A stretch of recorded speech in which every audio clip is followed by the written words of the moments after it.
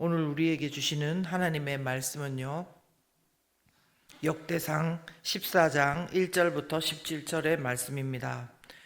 함께 읽겠습니다. 두로 왕 히람이 다윗에게 사신들과 백향목과 석수와 목수를 보내 그의 궁전을 건축하게 하였더라. 다윗이 여호와께서 자기를 이스라엘의 왕으로 삼으신 줄을 깨달았으니 이는 그의 백성 이스라엘을 위하여 그의 나라가 높이 들림을 받았음을 알미었더라. 다윗이 예루살렘에서 또 아내들을 맞아 다윗이 다시 아들들과 딸들을 낳았으니 예루살렘에서 낳은 아들들의 이름은 삼무아와 소밥과 나단과 솔로몬과 이팔과 엘리수아와 엘벨렛과 노가와 네벡과 야비아와 엘리사마와 부엘야다와 엘리벨렛이었더라. 다윗이 기름 부음을 받아 온 이스라엘의 왕이 되었다 함을 블레셋 사람이 듣고 모든 블레셋 사람들이 다윗을 찾으러 올라오매 다윗이 듣고 대항하러 나갔으나 블레셋 사람들이 이미 이르러 르바임 골짜기로 쳐들어온지라. 다윗이 하나님께 물어 이르되 내가 블레셋 사람들을 치러 올라가리이까 주께서 그들을 내 손에 넘기시겠나이까 하니 여호와께서 그에게 이르시되 올라가라 내가 그들을 내 손에 넘기리라 하신지라. 이에 무리가 바알브라심으로 올라갔더니 다윗이 거기서 그들을 치고 다윗이 이르되 하나님이 물을 쪼갰같이 내 손으로 내 대적을 흩으셨다 하므로 그곳 이름을 바알브라심이라 부르니라. 블레셋 사람이 그들의 우상을 그곳에 버렸으므로 다윗이 명령하여 불에 사르니라. 블레셋 사람들이 다시 골짜기를 침범한지라. 다윗이 또 하나님께 묻자온대 하나님이 이르시되 마주 올라가지 말고 그들 뒤로 돌아 뽕나무 숲을 맞은편에서 그들을 기습하되 뽕나무 꼭대기에서 걸음 걷는 소리가 들리거든 곧 나가서 싸우라. 너보다 하나님이 앞서 나아가서 블레셋 사람들의 군대를 치리라 하신지라. 이에 다윗이 하나님의 명령대로 행하여 블레셋 사람들의 군대를 쳐서 기브온에서부터 게셀까지 이르렀더니 다윗의 명성이 온 세상에 퍼졌고 여호와께서 모든 이방 민족으로 그를 두려워하게 하셨더라. 아멘. 네, 6월 12일 목요일 아침입니다. 저는 오늘 오면서 그런 생각을 좀 해봤습니다. 오늘은 성도 여러분의 삶 가운데서 과연 어떤 아침일까 이런 생각을 좀 했습니다. 똑같이 해가 뜨고 똑같이 아침이 오는 것 같지만 매일매일 우리의 상황과 그 상태가 너무나 다른 것이 항상 좀 신기합니다. 그러기에 오늘도 우리가 말씀을 마음에 두고 말씀이 우리 발에 등이 되어서 우리를 인도해 주시기를 구하면서 함께 또 어떤 말씀으로 하나님께서 우리에게 말씀해 주시는지 함께 본문을 보겠습니다. 다윗 왕의 인생을 생각해 보면 아시는 대로 얼마나 다윗이 파란만장한 삶을 살았는지 배움 가운데 알고 있습니다. 그런데 특별히 오늘 본문에 보면요, 그가 온 이스라엘의 왕으로 세워진 그때를 말씀하고 있습니다. 1절에 보시면요, 두로왕 히람이 다윗에게 사신들과 백향목과 석수와 목수를 보내 그의 궁전을 건축하게 그렇게 할 정도로 이제 다윗의 위상이요 어느 때보다 높아진 때였습니다. 과거에 다윗의 그 가정에 보면요, 가장 어떻게 보면은 소외받는 막내 목동이었고 또 사울 왕에게 쫓겨다니면서 불안한 가운데 굶주리고 그렇게 지냈던 시절도 있었습니다. 그런데 다윗의 인생은 이제 최고의 정점에 다다랐다고 해도 과언이 아닙니다. 이제는요, 다윗을 업신여길 수 있는 사람도, 다윗을 죽이려고 할 사람도 없는 때가 온 것입니다. 여러분, 혹시 우리 인생 가운데도 이런 때를 맞이하는 아침이 있으셨습니까? 인생의 최고 정점까지는 아니더라도요, 가지고 있는 경력과 능력에 중간 그런 정점들을 맞이할 때가 우리가 있습니다. 이런 아침에 우리는 속으로 이제 정말 이제 그런 어려움은 다 지나갔다. 이제 그런 어려움은 이제 다시 없었으면 좋겠다. 우리가 그렇게 생각하면서 이 평안한 날이 우리 인생에도 좀 오래 갔으면 좋겠다. 그런 생각들을 하면서 우리가 아침을 시작하기도 합니다. 그런데요, 오늘 말씀을 보면서 다시 한 번 더 확인하는 것은요, 왜 이런 일이 일어나는지는 우리는 다 알 수 없지만 우리 인생에서 참 종류만 다르지 문제가 너무나 참 끝이 없다는 그런 것입니다. 8절에 보시면요, 다윗이 기름 부음을 받아 온 이스라엘의 왕이 되었다 함을 블레셋 사람들이 듣고 모든 블레셋 사람들이 다윗을 찾으러 올라오매 다윗이 듣고 대항하러 나갔으나 그리고 9절도 보겠습니다. 블레셋 사람들이 이미 이르러 르바임 골짜기로 쳐들어온지라. 아멘. 여러분, 어떤 상황이 됐다고 합니까? 다윗이 이제 헤브론의 그 한 지파만의 왕이 아니라 모든 이스라엘 지파의 왕이 됐는데, 그 소식을 듣고 모든 블레셋 사람들이 다윗을 찾으러 왔다. 그러니까 다윗을 잡아서 죽이려고 쳐들어왔다, 그런 것입니다. 참 생각해 보면 기가 막힙니다. 사무엘이 다윗의 가정에 찾아온 날도 다른 형제들은 집에 있었지만 다윗은 밖에서 양을 치고 있었고요.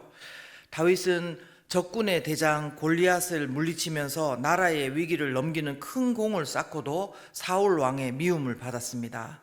그리고요, 계속 사울 왕의 죽이려고 하는 살이 가운데 도망자의 삶을 살았고, 또 유다 지파의 그 왕으로 또 살면서 견제를 받고 살다가 이제야 온 이스라엘의 왕이 되었는데, 이 소식을 듣고 다윗을 잡아서 죽이겠다고 모든 블레셋 사람들을 몰고 함께 이렇게 몰려왔다는 것입니다. 여러분, 똑같은 어려움인 것 같아도요, 우리의 인생에서 더 힘들게 느껴지는 때가 바로 이럴 때가 아닌가 싶습니다. 그동안 많은 어려움 가운데 이제는 됐다 싶은 순간에 새로운 양상으로 문제를 가지고 이런 오는 순간들을 맞이할 때 우리는 그때 오히려 더 속이 상하고 더 낙심이 될 수 있다고 생각합니다. 무엇보다도요, 그동안 긴장하며 졸라매고 왔던 영적인 허리띠를 좀 풀고 조금 있으려고 그랬는데, 이때 이런 일이 생겼을 때 우리가 내 마음에 느껴지는 대로 내 생각과 경험으로 이 상황을 대처하기가 더욱 쉬워지는 것이 문제입니다. 그러므로 이럴 때 정말 더 조심해야 되고 정신을 바짝 차려야 합니다. 전쟁의 다급함 속에서 사울 왕이 하나님께 묻지 않고 사무엘 선지자를 기다리지도 않고 자기 멋대로 제사를 지냈던 일을 기억하실 것입니다. 그러나 기억해야 됩니다. 하나님이 끝이라고 말씀하시기 전에는요, 끝도 아닐 뿐더러 우리는 다급해도, 정말 다급해도, 너무 혼란스러워도 하나님의 자녀가 된 우리는 하나님께 묻고 또 그 들은 말씀대로 순종하며 나아가는 것이 가장 안전하다는 것입니다. 다윗은 어땠습니까? 10절에 보시면요, 다윗이 하나님께 물어 이르되 내가 블레셋 사람들을 치러 올라가리이까 주께서 그들을 내 손에 넘기시겠나이까 하니, 그렇게 묻습니다. 다윗은요, 자신을 계속해서 죽이려고 하는 블레셋을 향한 분노를 가지고 급하게 치러 갈 수도 있었습니다. 수많은 전쟁을 통해 얻은 경험과 능력을 가지고 할 수도 있었습니다. 그런데 그렇게 하지 않고 먼저 하나님께 묻고 하나님 말씀대로 전쟁을 한 것입니다.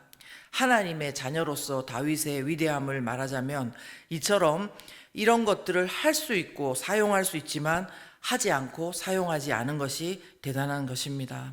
그리고 다시 한 번 더 블레셋이 쳐들어왔습니다. 그럼에도 불구하고 그는 다시 한 번 더 하나님께 묻고 순종을 했습니다. 여러분, 다윗으로서는 어쩌면 이럴 수도 있습니다. 내가 하나님한테 잘 묻고 하나님의 말씀대로 순종을 했는데 또 왜 이런 일이 생기는가 할 수 있는 타이밍입니다. 그러면서 하나님의 진심은 어디 계시는가 고민과 혼란이 생길 수 있는 그런 타이밍인 것입니다. 그러나 이때에도 다윗은 하나님께 묻고 하나님께서 주신 명령대로 행했음을 볼 수 있습니다.